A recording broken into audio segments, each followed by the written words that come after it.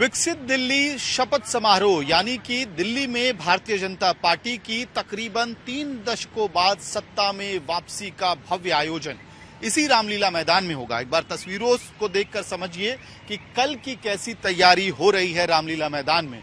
ठीक पहले आपको पहली तस्वीर में वो मंच दिखाई देगा जिससे साल 2013, 15 और 20 में अरविंद केजरीवाल ने बतौर दिल्ली के मुख्यमंत्री शपथ ली थी।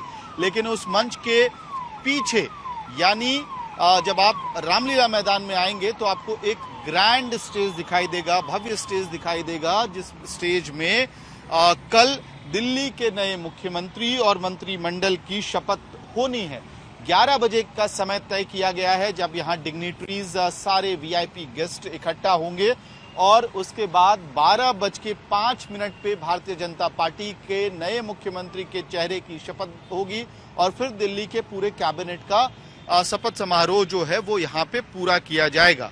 अहम बात यह है कि भारतीय जनता पार्टी ने इस आयोजन को भव्य बनाने के लिए सारी तैयारियां कर ली। एक तरफ जहां पे बीजेपी और एनडीए के राज्यों के मुख्यमंत्रियों को न्योता दिया गया है, चंद्रबाबू नायडू से लेकर जदयू के नेताओं को बुलाया जा रहा है कल के शपथ ग्रहण समारोह में। वहीं दूसरी तरफ कोशिश ये की जा रही है कि बीजेपी की इस बड़ी जीत में, ऐतिहासिक जीत में जिस समुदाय ने अपना अपना हिस्सा प्ले किया, रोल अदा किया, उन सबको बुलाया जाए शपथ ग्रहण समारोह में। और यही वजह है कि कल महिलाओं की बड़ी मौजूदगी रामलीला मैदान में दिखाई देगी। दिल्ली के अलग अलग कोनों से महिलाओं को लाया जाएगा, उनके लाने ले जाने के लिए अलग से तैयारियां की गई हैं। साथ ही धर्म गुरुओं को बुलाया जा रहा है, पुजारी ग्रंथियों को बुलाया जा रहा है क्योंकि इस चुनाव के बीच में हमने देखा था धर्म गुरु पुजारियों को लेकर बीजेपी और आम आदमी पार्टी के बीच तनातनी हुई थी। इसके अलावा दिल्ली के बाहरी इलाकों से खाप, किसान, जाट समुदाय का रिप्रेजेंटेशन आपको दिखाई देगा क्योंकि विधानसभा चुनावों के ठीक पहले दिल्ली के अलग अलग खापों के एक डेलीगेशन ने गृह मंत्री अमित शाह से मुलाकात की थी और अपनी मांग रखी थी। और उसके बाद असर ये हुआ कि आउटर दिल्ली से आम आदमी पार्टी का सफाया हुआ और हर जगह कमल खिला है बाहरी दिल्ली में।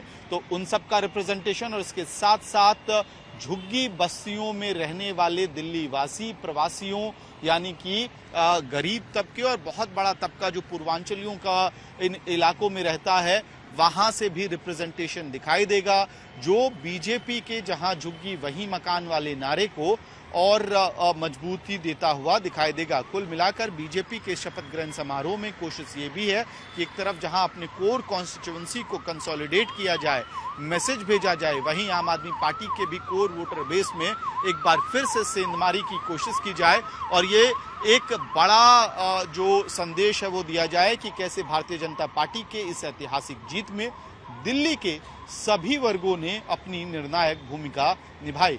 कुल मिलाकर कल 10 बजे से रामलीला मैदान में एक बड़ा हुजूम दिखाई देगा जिसमें महिलाओं से लेके किसानों की मौजूदगी होगी और तकरीबन 12:05 में दिल्ली को अपना नया मुख्यमंत्री, बीजेपी का मुख्यमंत्री मिल जाएगा।